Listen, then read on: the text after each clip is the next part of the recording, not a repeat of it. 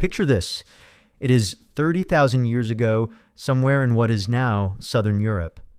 A group of roughly 150 people are gathered around a fire. They have defended their territory from a neighboring group. The men who led the defense are being celebrated. Others are chanting. Some have painted their faces. They are wearing the colors of their group. They are performing rituals that mark them as belonging to this group and not any other. Now fast forward to tonight. Stadium in New Jersey, 82,000 people.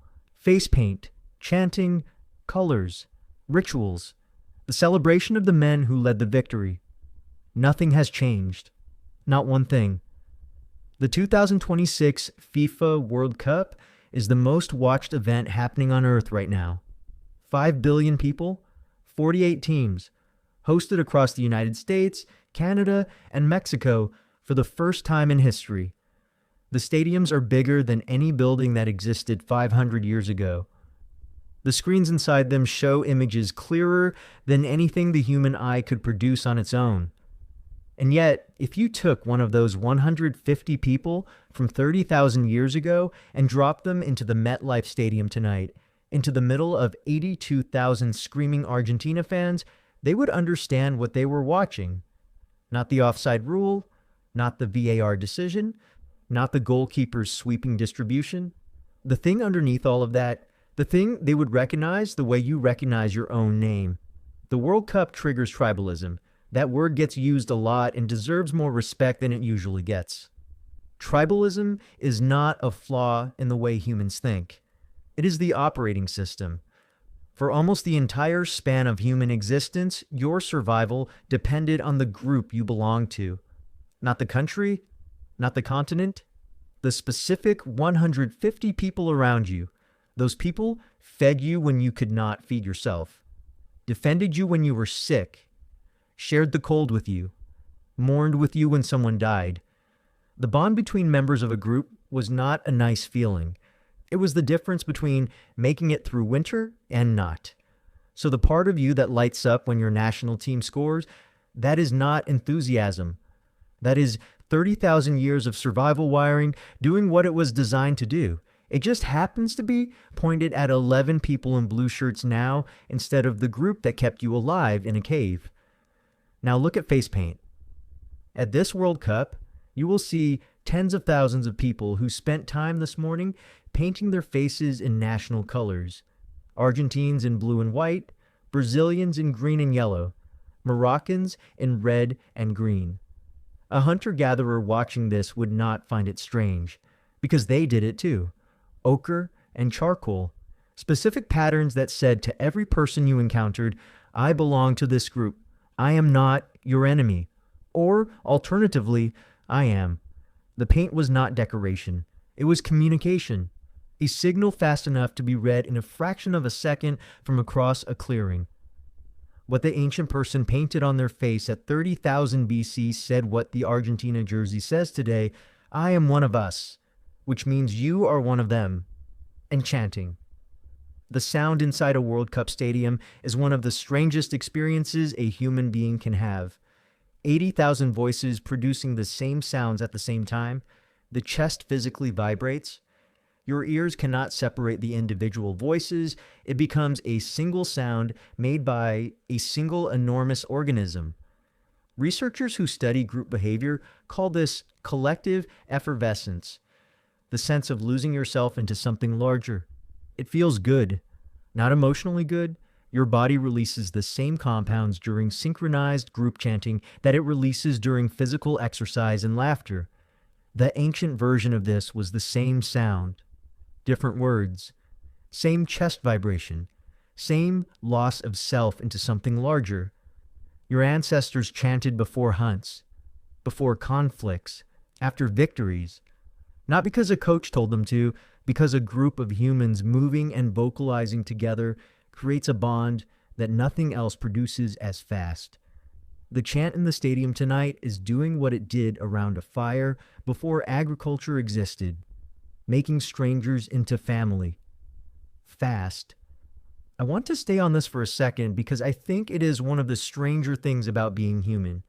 You can sit beside someone on a bus for 40 minutes and not make eye contact once.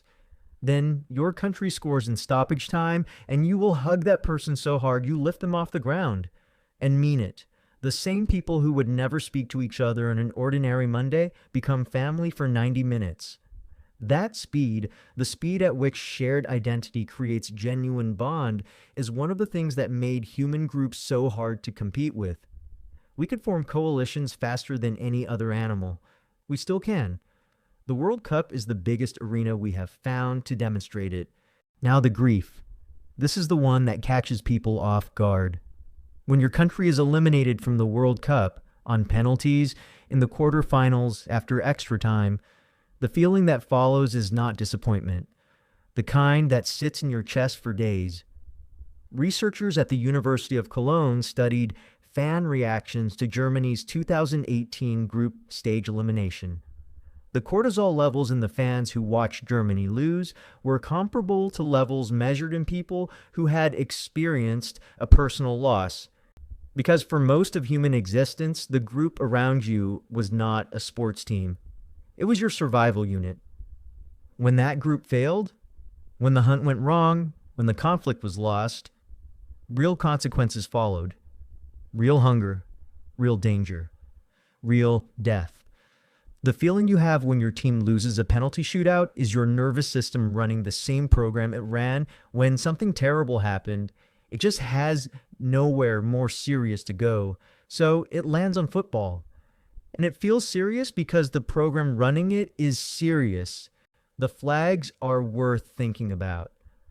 Right now in New York, in Paris, in Sao Paulo, in Casablanca, in Seoul, people are hanging national flags from windows in cars and balconies they have not decorated since the last World Cup. A flag is territory marking. Every animal with a territory marks it. Scent glands, scratch marks, birdsong. Humans use fabric and color. The specific shape and color combination that says this space belongs to people who belong to this group. The flag on the car driving through Buenos Aires tonight is announcing territory. It is saying we are here, we are many, and we are together. An ancient human would read that signal in less than a second. The same way they read a pattern of scratch marks on a tree. Different medium. Same message. And then there is the superstar. Kylian Mbappe, Lionel Messi, Cristiano Ronaldo, Erling Haaland. Every World Cup produces players who stop being athletes and become something else. The ancient version of this person was the best hunter, the best fighter, the individual whose specific ability kept the group alive in the moments that mattered most. Those people were celebrated differently, given more, protected more carefully, because the group understood, without anyone explaining it, that losing that specific person would cost everyone. The modern version gets 50 million followers and a boot deal worth more than most countries spend on schools. The logic underneath is the same. The group elevating the individual whose ability it cannot afford to lose. Superstar worship at a World Cup is not celebrity culture run wild. It is 30,000-year-old resource management running on football. The penalty shootout deserves its own moment. Nothing in sport produces quite the same collective response. The entire stadium goes quiet in a way that does not happen at any other point. 80,000 people holding their breath at the same time. The goalkeeper walking to their line. The penalty taker placing the ball. This is the oldest human drama there is. One person. One moment. The whole group depending on what happens next. Ancient humans had moments like this, a single skilled individual on whom everything rested, every eye on them, every breath held, the ritual silence of a group that understands the stakes without being told. The penalty spot is a newer version of the oldest stage. Something is happening at this World Cup that I find hard to stop thinking about. The United States has never had a football culture the way Brazil or Argentina or Germany does. But this tournament, hosted on American soil for the first time since 1994, is doing something to American crowds that most people did not predict. The stadiums are loud in a way they have not been before. The tribalism is waking up in people who did not know they had it, because they always had it.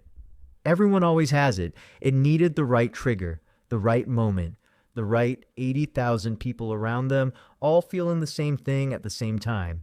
Once it wakes up, it does not turn off easily, which is why FIFA has been around since 1904 and is not going anywhere. The ancient human dropped into the MetLife Stadium tonight would be overwhelmed by almost everything they encountered. The size of the building would be incomprehensible. The lights would be terrifying. The giant screens would make no sense. But at the moment a goal goes in, at the exact second the ball crosses the line and 82,000 people erupt, they would feel what they recognized. The release of tension that builds during a hunt or a conflict or any moment when everything is at stake. The sound of a group that came through something together. That sound has not changed. The stadium is new. The sound is 30,000 years old. And for 90 minutes tonight, it will be the loudest thing on earth.